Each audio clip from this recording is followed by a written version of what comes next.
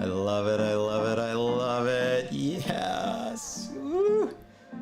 5, 4, 3, 2, 1. Yay! I should have actually had my fireworks, graphic, and effects pop in here. Nicole DeBoom, so wonderful to see you. It's so good to see you. It's been forever. It like has. 5 years. It's been a while now. Yes, we've talked. I've had you on the podcast before. So we did have that, but I mean the last time I saw you, I mean, was this the last time I saw you? Should we play it? Uh-huh. We should play it. Okay, this might be the last time I saw you, actually. Pretty sure I am very proud of this company and what I've built and created, and it has really come from the heart and been just such a natural extension of what I love about an active lifestyle. Our brand is about inclusivity. Running Start is a new nonprofit that we started this year. What we do is, the whole goal is to help women with barriers to fitness break those barriers and enter a new world that can change their lives. So my talk was such an amazing process for me to get there. It's called Fueled by Positivity. My goal was to take people on a little joyride for about 14 minutes. It's an up and down ride where I share with everyone my greatest success from a tangible perspective, which is winning that Ironman in a skirt, which ended up kind of cracking open my world. I love podcasting. So podcasting for me is a way to share what inspires me. Right? I'm inspired by other people's stories and the ups and downs that go with them, not just the success story. Enjoy your life and live it to the fullest. Hope you've enjoyed. That was so cool. Wasn't that great? So, oh my God. So that actually was a very, very short snippet of a 9-minute long interview, a video that we did. And that was actually that was 6 years ago. That was 2016. Yeah, okay, I had really cute haircut. That was like one of my favorite haircuts. I think we had just opened our retail store. I was laughing because like it scrolled through and there was that one mannequin where it's just the bottom half and the legs are facing up. Right. And I remember all the details about this. Like I think we found that half mannequin in like a dumpster. Right. Spray painted it black. We were like, we got skirts. We got to show some legs. And how fun was that, though? You really you're such a good producer. You brought in all the things that like make people tick. It was a good fun. So why don't we do this? Since we are live, we're broadcasting out there. We've got some folks, popping in. Jacob from the Netherlands just said good evening. Good evening, Hey, Jacob. cool. And we got a few other Good folks evening. that are popping in as well. CompuArt, you're out there on many of my premieres. Thank you so very much, folks, for tuning in. Why don't we do this? Why don't we have you just give a real quick introduction of saying, who Nicole DeBoom is, and then we'll kind of wind our way around. We had a little sneak peek of the skirt sport, and there's a whole story leading up to that. And but let's just get the elevator pitch of who Miss Nicole DeBoom is. Yeah, you got it. Okay, I love elevator pitches. Once you've hit the 50-year mark, which I hit 2 weeks ago, the elevator pitch gets longer. Birthdays. I know. Apparently, I joined a club. When I turned 50, everyone on Facebook said, "Welcome to the club." So I'm enjoying this club, and I can't wait to see what's actually in it. But my elevator pitch, I grew up an athlete. I was a swimmer. I was a little scrappy swimmer kid from outside of the Chicago suburbs. And I swam at a very high level, very young. I made the Olympic trials when I was 16 years old in 1988. And then I went on to swim in college.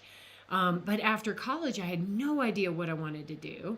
So I was out there waiting tables and had a moment where I just realized, one of the things that really makes me feel good about myself is when I am fit and strong. And so why not pursue this athletic quest that had been in the back of my mind since I was much younger, which was to go out and try out the sport of triathlon and maybe even do an Ironman someday.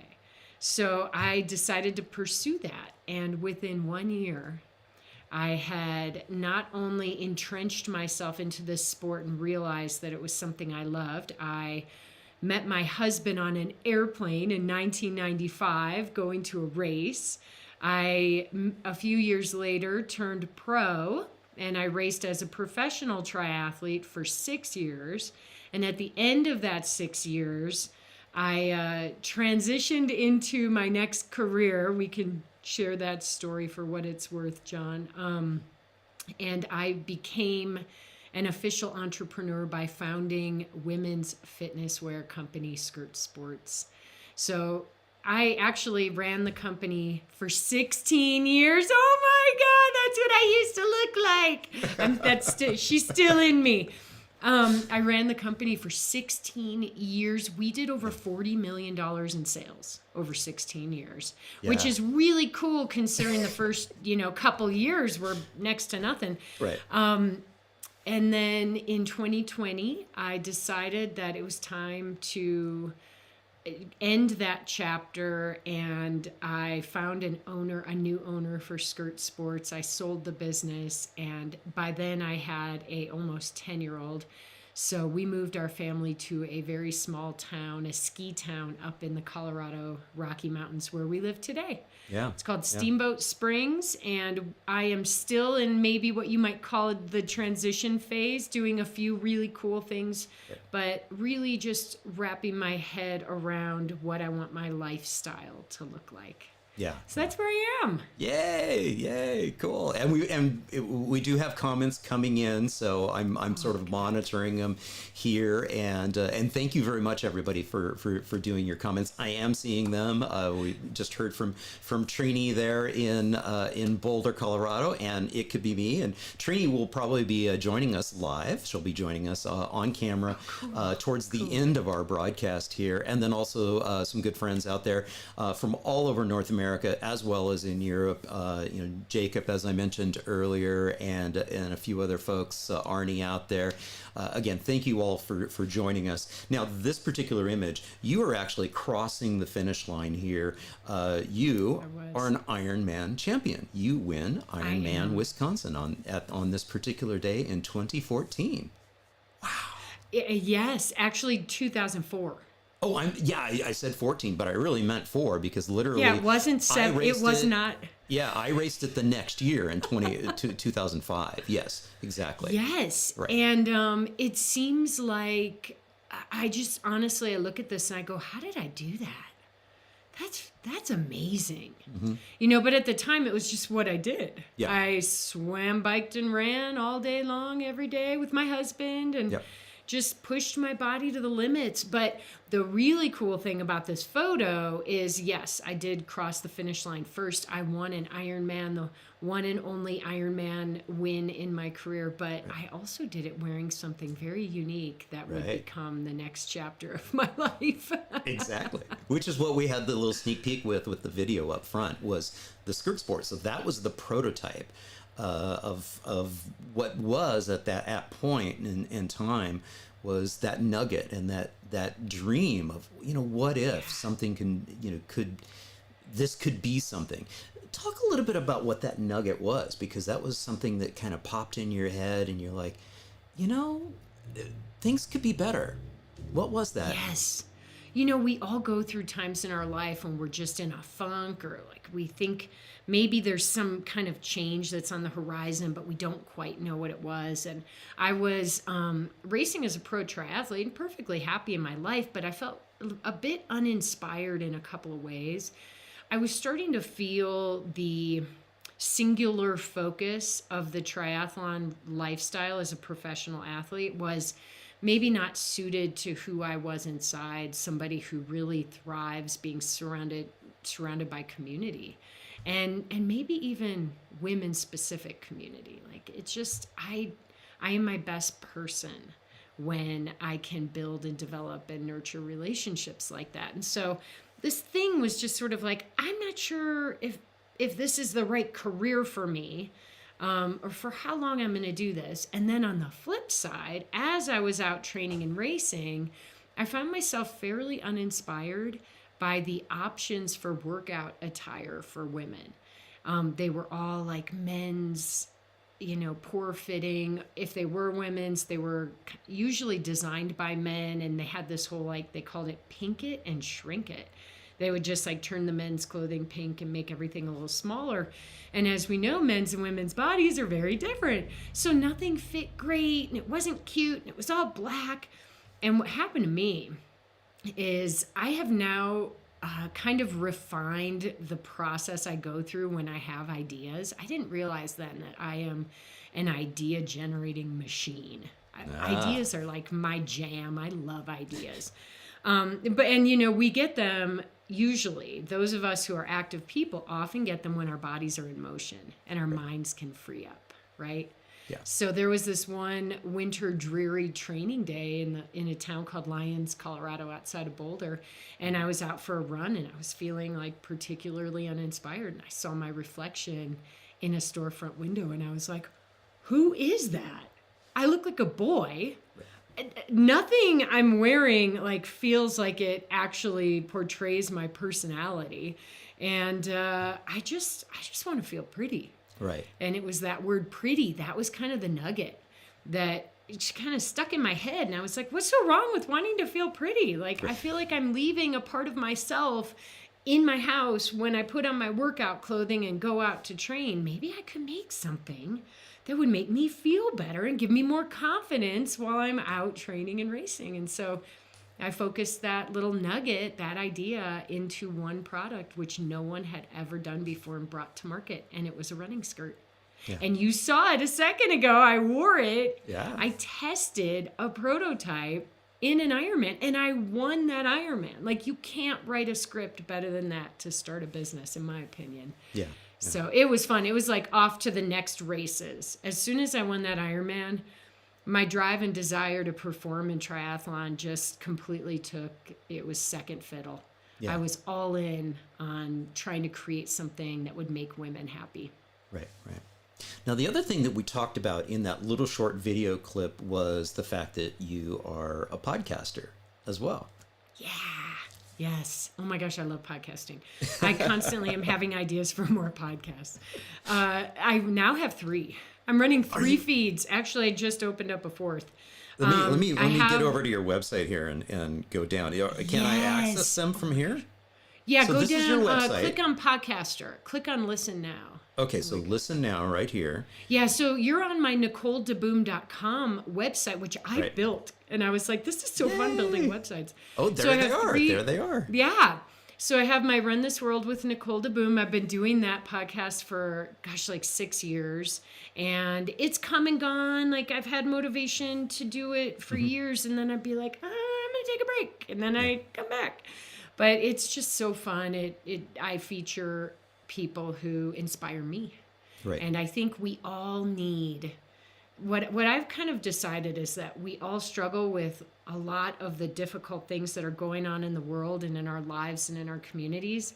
And so instead of posting and sharing about all the negative and sad things, that I would focus my energy on posting and sharing things that are positive and can bring people joy and help them grow. Right. So not every episode is super joyful, right. But for the most part, it's a podcast to just, grow a little bit. It's really cool. And then the next one you see, she runs it. This is so cool, John. So when I sold Skirt Sports, which was like this tumultuous, crazy roller coaster at the end, I came together with this amazing woman who ended up buying the company. She's got her feet under her and she is running it like a champ. I'm so proud of her. Her name is Sarah Ratzliff. And what often happens, and you've probably seen this before, is that when people sell their companies, a lot of times they kind of like, maybe they want to stay involved, or there's some deal where they're going to do X, Y, or Z, and then they often get kind of like kicked out. It's like they don't really fit in anymore. The new owner needs to like do their thing, and they kind of get kicked out of their own baby.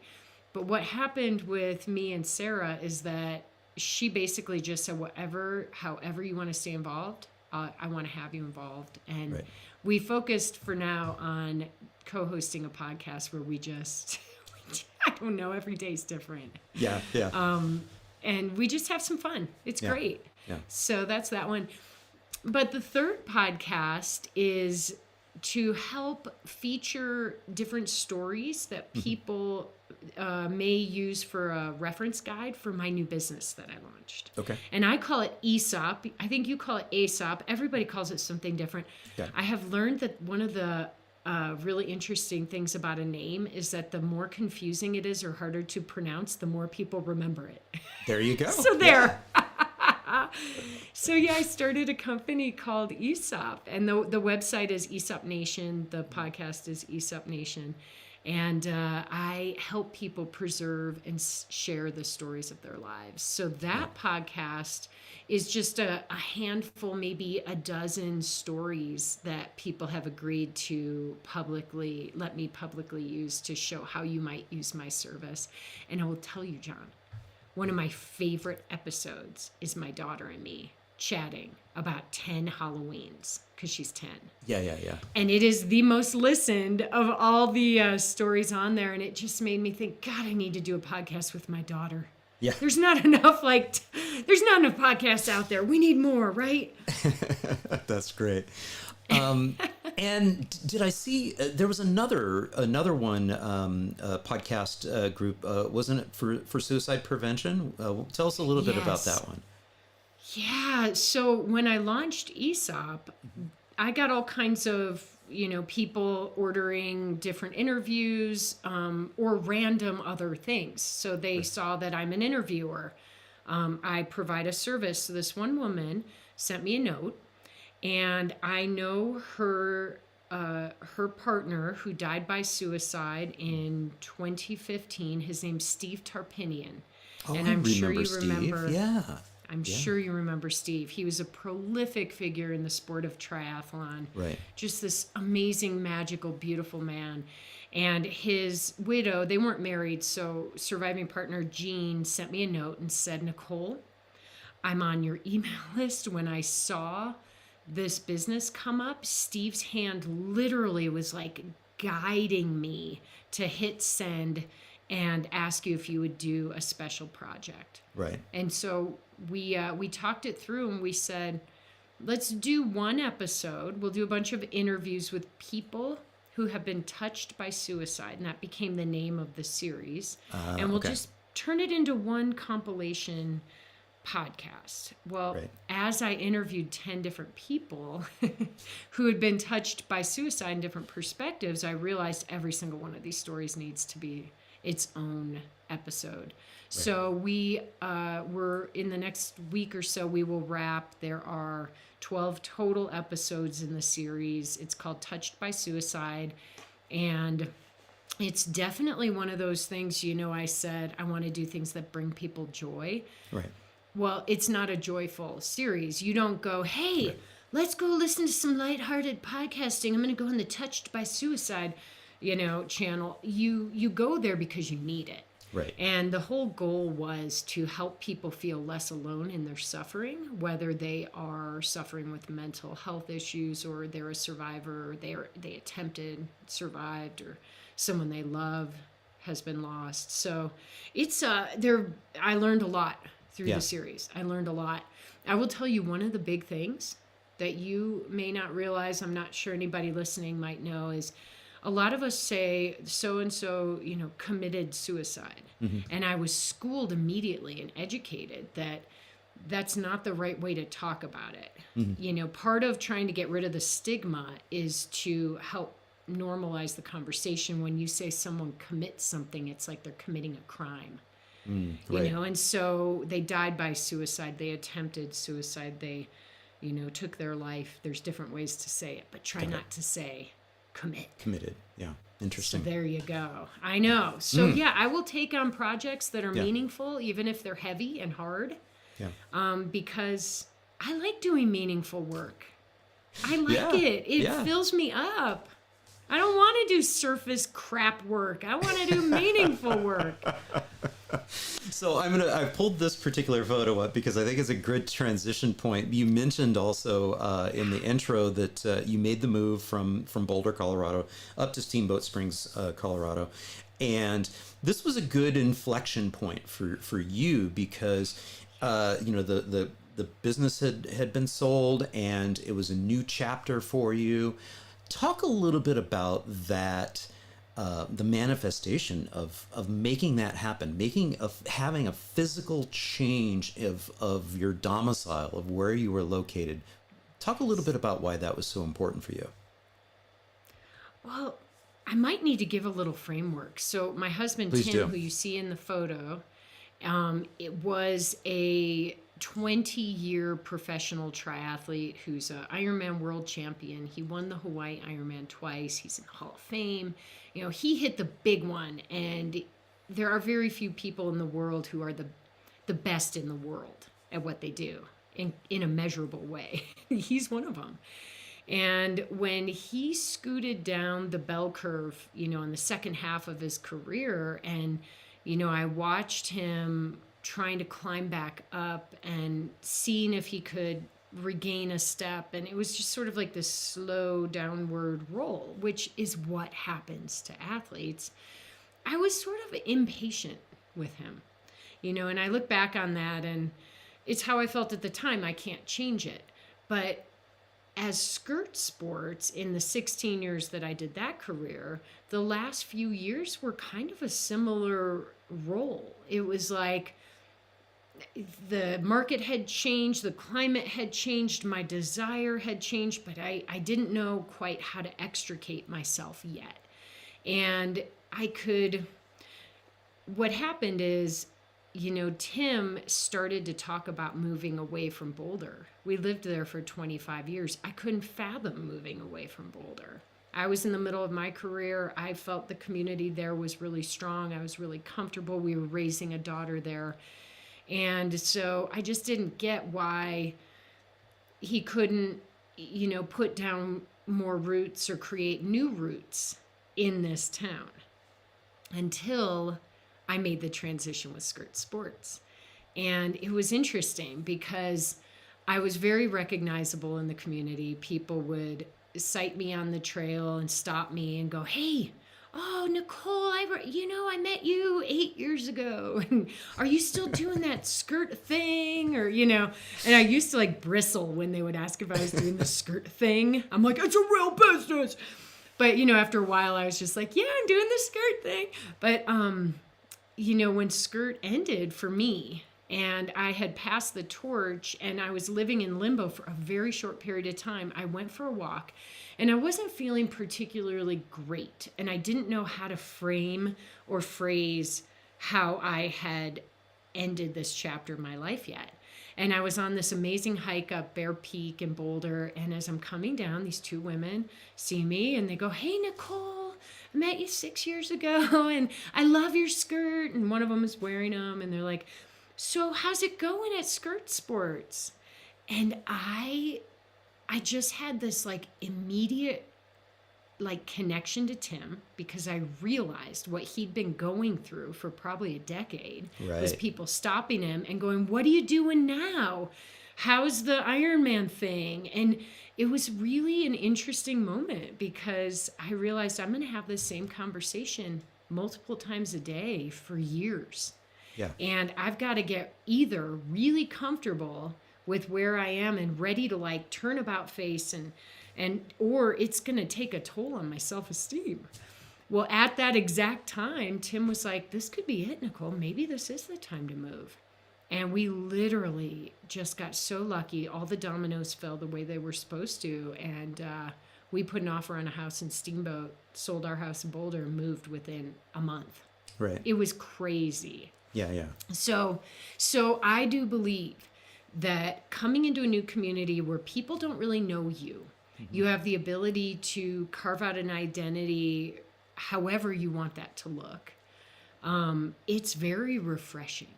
For people who are at a phase in life where you're maybe out of the drive phase, Right. like literally, we never drive our car, but also there's not a lot of car driving going on here. We should talk about that in Yeah, light of we will. active Yeah. towns. But I don't feel this innate need to create something huge again. Right. And I feel more of a need to nurture myself, my family, and the people around me, and let things come to me instead of trying to hunt them down. And when that happens, it can be, I think, just a really, really fun and unique experience to resettle. Yeah. Yeah. We'll talk a little bit more about Steamboat, because you're right. It's one of the quintessential active towns that I've visited many, many times over the years, and I've documented a lot of the wonderful activity assets that's there. It's also one of the places that just oozes a culture of activity, and we'll talk a little bit about some of those fun events that happen in the city. But I want to stick with one part of this journey with you, and that was being okay with not knowing what's next. Talk about that. Oh, yeah, that was actually really hard for a while. So I was sort of told that you don't quit your day job till you know your next job's going to work. Right. And that's what I did with skirt sports. I actually kept racing triathlons while this company was getting off the ground, but it got off the ground so fast I quit shortly after. Right. But I was still doing it just in case. But when skirt sports was winding down, I started to try to figure out what was next, and I was really struggling. And I talked to a good friend of mine. Her name's Erin Weed. You should check her out. She has a business called The Dig. She's so cool. She helps people dig deep and figure out what their true purpose is. But she just said to me, Nicole, this has been such a big and momentous chapter of your life. I feel that you would be doing it injustice if you put your energy towards the next thing before you fully close this door. Right. And as she was saying it, I realized that's what I had to do. Yeah. So I put aside any thought of what might come next, and I just worked on the practice of letting go. That is something we don't work on a lot, and it can be, because it's painful, but it can be really awesome. Yeah, yeah. So yeah, I sat with it, and what I ended up doing is I said, all right, well, I still don't know. So the day we sell our last skirt, we jump in the car to go on vacation in Steamboat. We had missed out on buying a house here. I don't think I told you this story, did I? Maybe I did. You talk about it on your podcast? Because I think you did. So. Yeah. Yeah. Yeah. So we had missed out on this house, and we were like, bummer, somebody else got it. But we had a backup offer, but we had no hope that would go through. And literally the last skirt sells online at noon on August 16th, 2020. I remember the date because we planned that date. We load our family into the car, and halfway to Steamboat, we get a call from our realtor. And she's like, guess what? The other offer fell through. You guys got the house. Your offer's live. It's on. You're moving to Steamboat. It was like, wow. You have to close a door sometimes before the next one can fully open. Yeah. So yeah, I mean, I came here not knowing what I was doing, and I thought I'll give myself the winter. Right. Well, winter was so fun last year. All the skiing. Yeah. All these new things. I got to be a beginner and just go have fun. And I was like, I don't want to, I actually need to keep the summer open too now. So I said, I'll give myself a year. Yeah, yeah. And I did. And I think a year was the perfect amount of time. If you can swing it between big careers, a year is a really good amount of time to do some soul searching and figure out how you want to reshape your life. Yeah, yeah. It was such an interesting journey to share, that experience, because you share a great deal on the podcast with your journey and keeping us up to speed with what's going on, because you and I don't catch up that frequently. In fact, the last podcast episode that we had, I can't even remember when it was right after I got launched this in 2020. And you were still with Skirt Sport, but you knew that things were winding down. And so we talked a little bit about that, and we sort of dabbled on what's next. But all of this dream, this what took place was, if anything, it was just a dim glimmer in the future. You didn't really know what was going to transpire. So making that change, okay, so you get up into a brand new community. It's a nice reset on location, and there's no immediate job that you're there or project that you're want to be engaged with and involved with. So you let it kind of settle, and you let it bubble up, and ideas. And you said it earlier, you're just an idea person. You love this. It's like there's so many different things. So. But the other thing that both of you, you and Tim and also your daughter Wilder, all kind of embraced, was a different spirit of, and you just mentioned it earlier, is adventure, and really trying new things and being okay with sucking at something. Talk a little bit about that. Yeah, that's so cool, because think about it. I've been a high performance athlete since I was like 6. I was swimming at the world level when I was a kid. I did everything to the utmost and tried to be an achiever and a performer. And what was interesting and really, I would say, freeing, was to allow myself to just try things for fun with zero emotional attachment to the outcome. And up in Steamboat, in a town like this, it's all about the winter. And I was like, I don't know if I'm really going to like winter.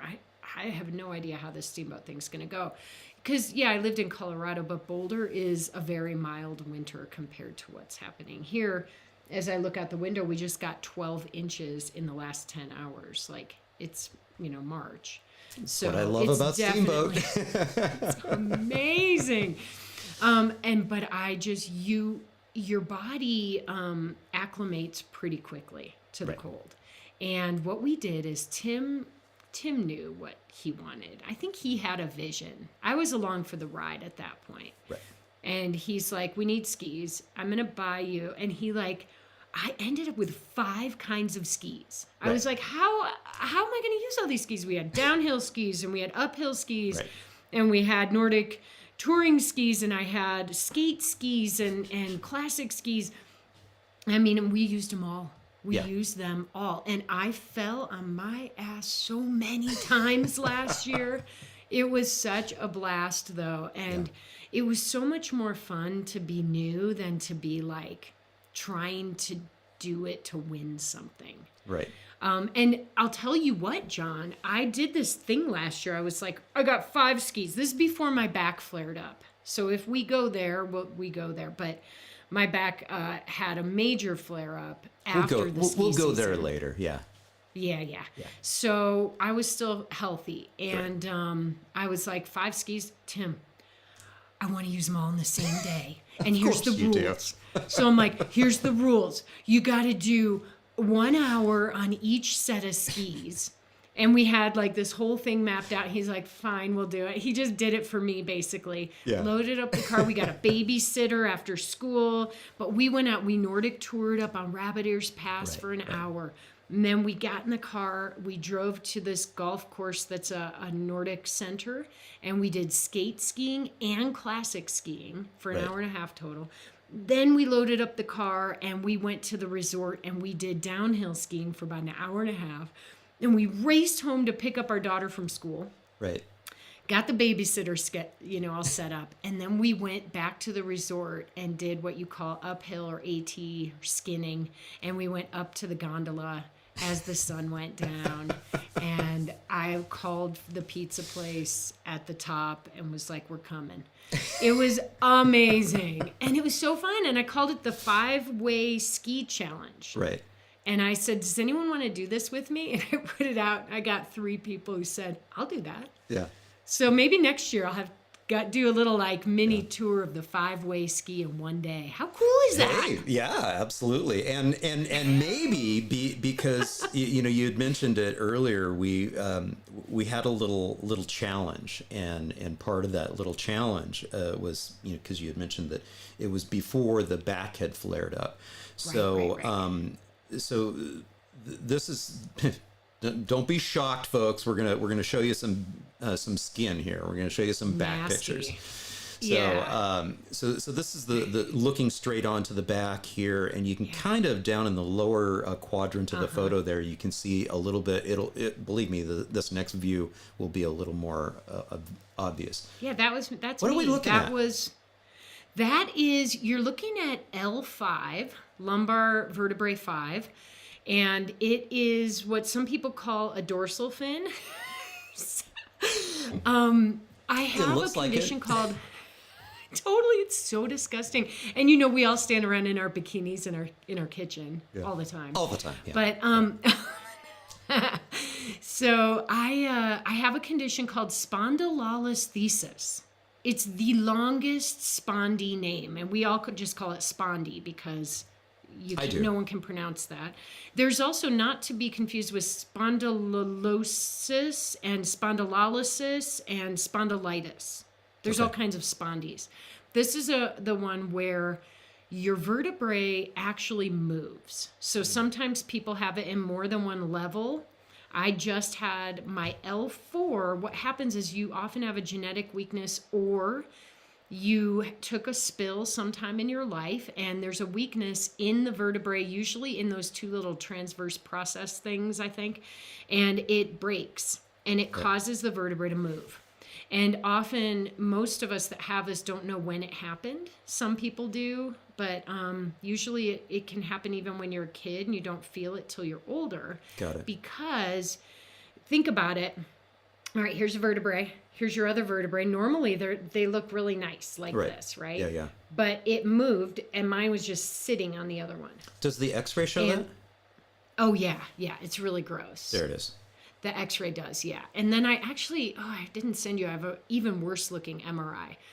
So yeah, it's pretty nasty. And there was really no disc left. And what happened is I managed it for a few years after I was diagnosed, starting to have pain, and I stopped running.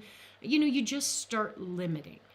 This is something none of us want in life. None of us want a limited life. Right. But we're also all getting older, and we know our activities may change, and that's okay. But when I stopped running, that was fine. I could hike. So then I was like, mountain biking's okay, but maybe I need to do a little less because this downhill's starting to get me. And I could feel it after skiing. Last year I skied 50 days on the resort. Oh my God. And and the falling.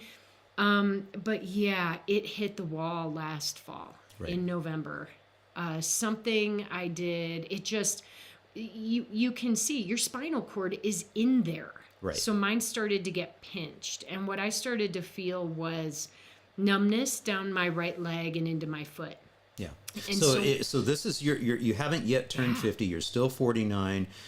It's getting close into December, and maybe it was earlier, like October, November. You need to make a decision. Are you having the surgery or not? We're going to fast forward to the fact that you had the surgery. I did it. You're all fixed up. And wow, what cool a lease on is. life. That's amazing. awesome. Yeah. I am actually 12 weeks out tomorrow. Right. 12 weeks post-op. And I had what they call minimally invasive fusion done by this incredible neurosurgeon. And I couldn't be happier with how it all went. And it wasn't perfect for sure. But I was very fit going in, even with my limited activities. So John, by the end, I could walk for 10 minutes. Right. I could make dinner, but I would have to sit down and get up. You had to sit a lot. Right. I could do some core work. I I was not going to be happy with that lifestyle. Yeah. And, you know, at the end of the day, like, people who are out there, there's some of you are probably suffering with like debilitating body things that are putting you on this path to limitation. And here's what made me make the decision. Because you want your doctor to just look at it and be like, oh, we have to get you in tomorrow. Because that's easy. Then you know you have to do it. But usually it's up to you. You decide. Right. Yeah. And I said, well, when my life is being limited to the point that I will no longer find happiness, or I'm actually starting to get depressed, and or when the people around me are suffering because of my condition, it's time. Yeah. And that's exactly what happened. Yeah. You know. Now this picture is you immediately post surgery, so this is part of your therapy, because they said you need to start walking. You need to get out there. Active mobility is huge. So this is you out there, you know, getting on it. Yeah, the snow actually did make it a little more sketchy, and people who weren't maybe as fit or stable, like, you know, had good balance, they might suffer on the snowpack and stuff. But I brought my bodyguard, my husband. The biggest you know, thing we had to worry about was friendly dogs jumping on you. So that was it. Otherwise, you know, the first time I went for a walk, it was like a quarter mile, and I came home and took a 2-hour nap. I was so tired. But so we are 12 weeks. So you did, so 12 weeks, and this is what you turned around and did yesterday. I'm back. Oh my gosh. You did this yesterday, 12 weeks post-op. Yes. 12 weeks. You guys. And I'm on skis. So that's what you call uphill skiing. That's skinning. Yes. And it's kind of like glide walking. It's probably better for you than regular walking. The problem is you do have to ski down. Yeah. So that can be a little sketchy when you're coming back. I had like an almost fall, and we were like, just snowplow. I was cracking up. Yeah, that's great. So I want to shift gears a little bit, because you did mention it earlier. You're not getting out in the car very frequently. And in fact, one of my favorite photos that you guys shared is Tim walking with Wilder to school. And it's such a huge theme that we have here on the Active Towns podcast and the Active Towns channel, talking about how important it is for communities to have an environment that encourages people to be able to meet their daily needs by walking and biking. Talk a little bit about how important that is, you know, for you, you know, there in your new community. And Trini, I see that you dialed in. Just hang in there with us. I'll get you in a little bit. Cool. Yeah, I love the fact that in Steamboat, everything, even by bike, is 15 minutes away. You can get just about anywhere in 15 minutes by bike. In a car, it's 8 minutes. It's interesting. We were a 2-car family before we moved to Steamboat. And when we moved, we had sold a car for some reason. Actually, I think Tim crashed it. We never bought a new car. And we haven't bought a new car. We have one car. We fill it up every 3 weeks. We barely drive, even in the winter. We walk so many places. This town is small, and it has these most incredible walking paths. You see the one they're on right now. That photo just makes me smile. That's called Butcher Knife Creek Path, and it's one of the paths that goes up to 2 of the different schools. Actually, 3 schools feed off of it. So you can get safely to your education every day.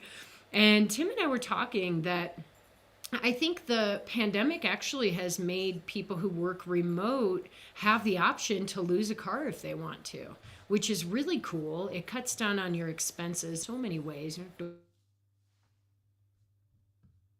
Bike as our second faster vehicle, which I think is like, at first Tim was like such a purist. He's like, we're never getting an e-bike, they're crazy on those things, and why human powered pedaling, you know, all this stuff.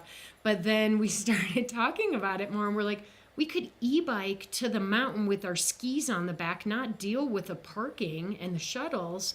We can e-bike to Wilder's lacrosse games. We can e-bike down to the river, which is like a huge place of recreation in the summer. Right. Just a blast. And maybe that's just the way of the future. Instead of more cars, we get more two-wheeled vehicles. Yeah. What do you think? Absolutely. I mean, that's a big part of it. And I'm glad you mentioned, that concept of leveraging the electric assist, the e-bike technology. It really is a game changer. It's meant so much to so many people, not only as we're just kind of getting older and being able to keep up with other friends. I had Leonard Zen on, and he talked about, with his heart condition, just being able to ride with some of his buddies. But then, a couple episodes ago, we had Tatiana on, and she was talking about how this really empowered her, gave her the confidence to be able to ride more frequently, and just getting that momentum up, and now she's able to ride it all the time for utilitarian purposes. So yeah, I mean, super important, and I'm going to touch upon one more thing on the culture of activity in Steamboat, and then we're going to bring Trini Willerton in with It Could Be Me and down in Boulder. So what we want to do is just riff a little bit about what the environment is like in Steamboat, and I'll pull up a few photos along those lines. Yeah, for sure. It's one of those, what drew us to it is that it's one of those really cool mountain ski towns that you can actually live in. Not like Aspen, Vail, where it's too expensive. Only the incredibly beyond wealthy people can afford to live there. Granted, that might be changing as we speak. A lot of real estate markets are going crazy. But there is such a mix of, for lack of a better word, like blue collar, white collar community. And it's such a small community of 15,000 people that everyone mixes in every way. Right. All the schools are very mixed, both socioeconomically and just in every way you can imagine. Yeah. And I love that. So we were drawn to just this really cool hometown feel with real people. Right. And then we were like, okay, well, let's just discover. Let's just spend the whole first year. We're not going to go on vacation because we just bought a home in a vacation town. Why would we go on vacation? And we just discovered, and we're still discovering. So in the summer, the town is very much, in my opinion, a mountain bike, hiking. Mountain biking here is insane. Right. There's just everywhere you look. Yeah. And the river is hilarious. We're like, well, it's kind of like a beach town in the summer, and you go, what? And then you look, and there's like, oh, there's 3 kids in bikinis walking down the street. And like, that's literally how Steamboat is. It's just, it's so fun and can casual. I jump in and just say one thing about the river path? It's also a critical connector. So many of the neighborhoods and communities, you can kind of make your way down to the path, and then you can jump on that river path, and it's a wonderful utilitarian connection into the downtown area. Brings you right behind some of the main street areas there, and it's just and that's one of the most important parts about having protected and separated infrastructure of that type, is that it's not just for recreation. It can also be used for commuter purposes, get kids to school. There's ball fields and wonderful parks along the way, and so kids can get to Little League practice, soccer practice, things of that nature. So absolutely, they serve multiple purposes. It like, you hop down to they call it the core trail, and you can just go and get off and go up to the mountain, or you can get off and go to the lacrosse field, or you can get off and go to the bike park, or you can get off and fly fish. Or here's what we really discovered. So, summer and spring, super fun. You just get outside and explore and do all kinds of cool stuff. Winter was like, oh my gosh, everywhere you look, there is some form of crazy, cool winter activity going on. And so you come to love snow instead of dread snow here. Yeah. And one of the things that was the biggest magical surprise for us was a second ski hill. It's a small ski hill called Howelson Hill. Right. And it's on the other side of town. It's very small. It has a ski lift. It has a PAMA, which I was dragged on last year. It's a rite of passage. All 50-year-olds, 49-year-olds must be dragged on the PAMA at least once. And it is absolutely a magical hub. You can do Nordic skiing there. You can uphill. People walk up Howelsen. They had the Winter Carnival at Howelsen. Yeah. And it is, people walk up Howelsen with sleds, and then they just, like, adults my age, our age, are sledding down this trail on the other side. Like, it is unbelievable. And the programs that they offer for kids there, Steamboat is like truly for kids. Yeah. And then adult kids are second. And we saw the picture that we saw before this one was, of course, the shutting down the streets, creating an open streets event for Halloween. And then we've got this, thing here. And then what the heck is happening here? Okay, they have a whole thing called the Winter Carnival.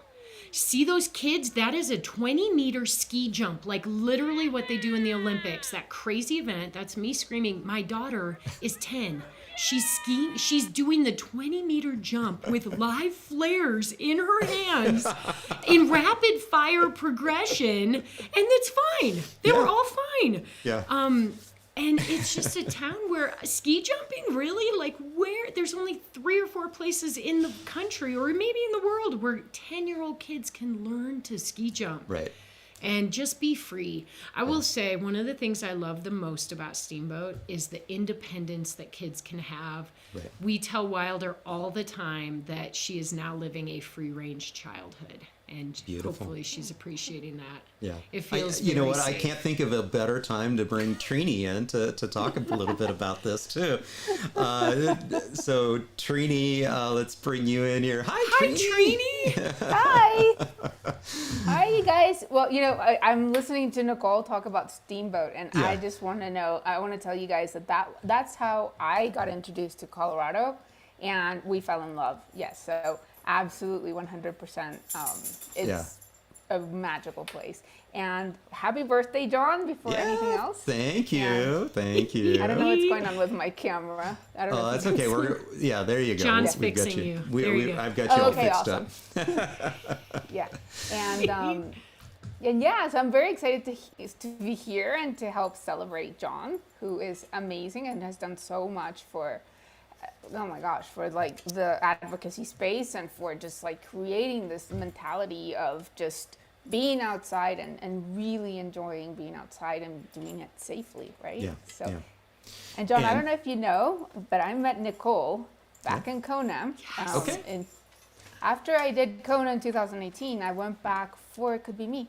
I just I got a plane on miles. I got the hotel room on points. I got my little bag, and it was very funny because I was like wheeling my little carry-on bag everywhere. Right. And people were like, "Oh, did you just get here?" And I'm like, "No, I had my T-shirts, my stickers of It Could Be Me." Like that was like my, because I was just like on my own. And I just at one point, and I thought it was a great idea, but I just felt so lonely at one point because the year before I was with my family, I was with everybody, and I would see all the families, and I was like. So at one point, I saw Nicole at the store. We had not met, and I just remember thinking, oh my gosh, she's going to think I'm just some crazy lady.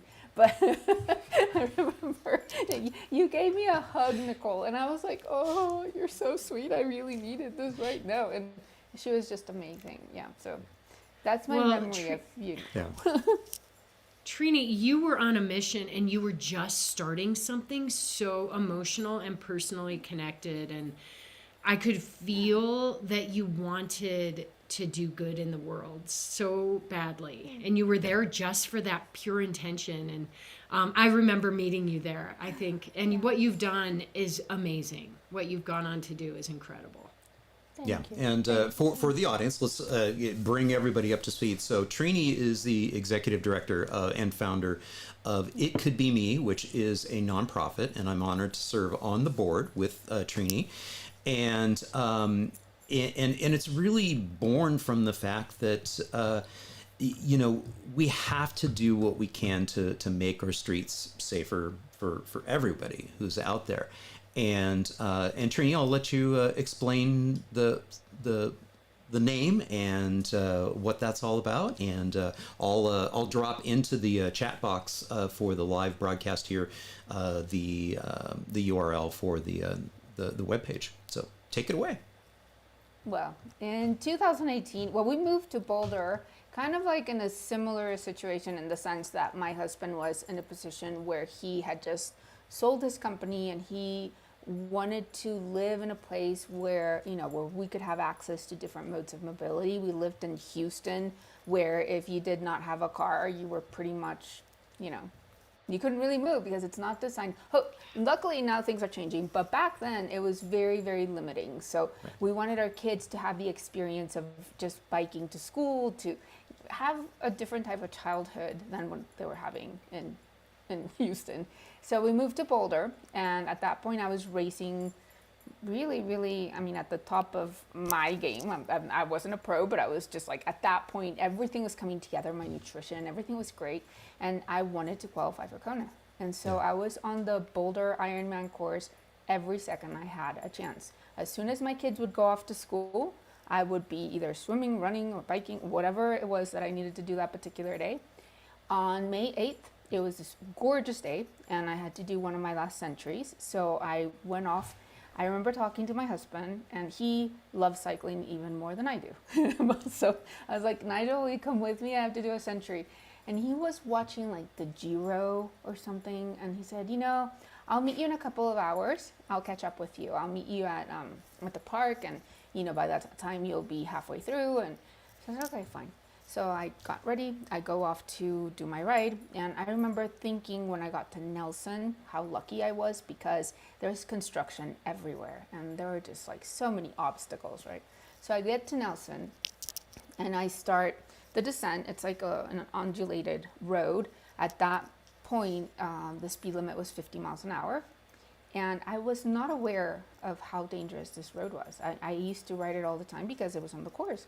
So I keep going, and I pass 63rd, and I start looking back, I signal, I start merging, and as I'm making my turn, I see the grill of this car, right? And I never lost consciousness. So all I could think about were my kids and Nigel, and how much, especially my littlest one, who was 9 at the time, how much he needed me. And I just, I just thought, I'm just so stupid. I should be on my trainer. This is not worth it. And that monologue still kind of haunts me to this day, because nobody should have to think that. Nobody should have the feeling that they did anything wrong because they're out there trying to be the better version of themselves, or because they have to use their bike to get to work. It should not be like a privilege to get somewhere safely, right? So I ended up in the hospital. I spent 6 days there. And in this whole process, the guy who hit me lied to the police, and it got reported. And it was like adding insult to injury, technically, because I was in the hospital and I could not defend myself. I was told not to say anything until I was able to talk to the police, because I hadn't even been able to give a statement.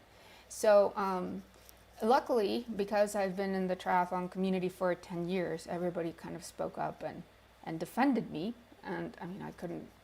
But anyway, so fast forward 13 months later, my criminal case finally comes to closure when the guy decides to plead guilty. At that time in the state of Colorado, that implied 4 points on his driving record. 4 points. And the guy would not say that he was guilty. It was just so much time wasted, so much energy. And as that kind of came to closure, I was very fortunate to be called by Bicycle Colorado to be a witness for a bill that was on the table at that moment, which now is the law. It's the Vulnerable User of the Road Bill, Bill 175. And it drastically changed the consequences. And it was just kind of like being there at the right time in the right place. And I did get an opportunity to testify twice. Then again, because things for It Could Be Me happen like this, I got a chance to talk to the governor, to meet him at an event. And then I got invited to the signing of this bill. And it all kind of started making more sense. It was the fact that I went through all of this hardship and all this pain, it was worth it, And all I wanted from that moment on was to make sure that what I went through, no one went through. I mean, it didn't make any sense. And I've been very fortunate to find people along the way that are just as passionate and have just phenomenal input and have allowed me to grow and grow and grow. And last year we got invited as It Could Be Me to be part of a coalition with Vision Zero, Families for Safe Streets, and Road to Zero. So these are 4 organizations that are all led by women, which is really amazing in itself. And yeah, we were asking for congressional support for a resolution that made a commitment to 0 deaths. And it's pretty much verbatim what now we know as the National Roadway Safety Strategy. And so I must have met with over 30 Congress members, close to 40, leading meetings, just talking to them, sharing our stories with very, very brave people that were willing to just relive what happened to them. And I'm talking not only about crash survivors, but people that have lost family members. And, you know, it's just one of the women, her name's Amy Cohen. She's the leader of Families for Safe Streets. She lost her son, Sammy, and Sammy was 13. And to this day, I still ride my bike with Emilio, who's my 13-year-old. And every time there's certain parts of our route that I still don't feel are safe. And I see Amy and I see Sammy, and it's just heartbreaking. And so thankfully, this all came to like full circle when U.S. DOT and Secretary Buttigieg announced the National Roadway Safety Strategy, which basically is a commitment to 0 deaths through the safe systems approach. And you know, John's an expert; he can tell you all about the safe systems approach. But yeah, so our country will change. I think we're going to have a time to transition, and we just have to be very mindful on how we move forward and take care of each other on the process and in the process. But yeah. Well, thank you so much, Trini, for sharing that and bringing that. I think I brought you on for my holiday live stream too. So you're always up for a live stream. Yeah. Come jump on in and do that. And folks, please, I did include the URL in the chat here, and I'll make sure that the permanent comments for this video has that link as well in there. Head on over to the website. A big part of this, and the reason why it's called It Could Be Me, is that concept of sharing within your networks, within your particular networks of of your family and friends and in your social networks, the fact that it literally could be any one of us who is in that situation, and so it's so incredibly important to try to broaden the message beyond our insular little worlds of whether we're in street safety world or our bubble of athletes and utilitarian cyclists, and be able to try to get that permeating out into the rest of the world. And so that's the whole reason why it's called It Could Be Me. Those personal videos. I did a video, I think it was like 90 seconds long or something like that. Very, very simple.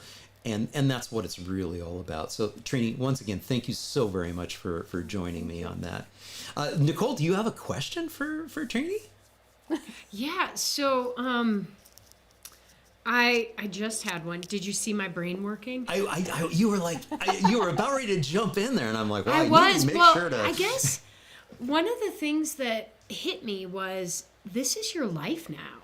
Like, could you ever have imagined that you would be someone who's seeking congressional support on, political issues? And even on that note, like, if a different party takes control of our country, could they shoot down the bill? Like, how does that all work?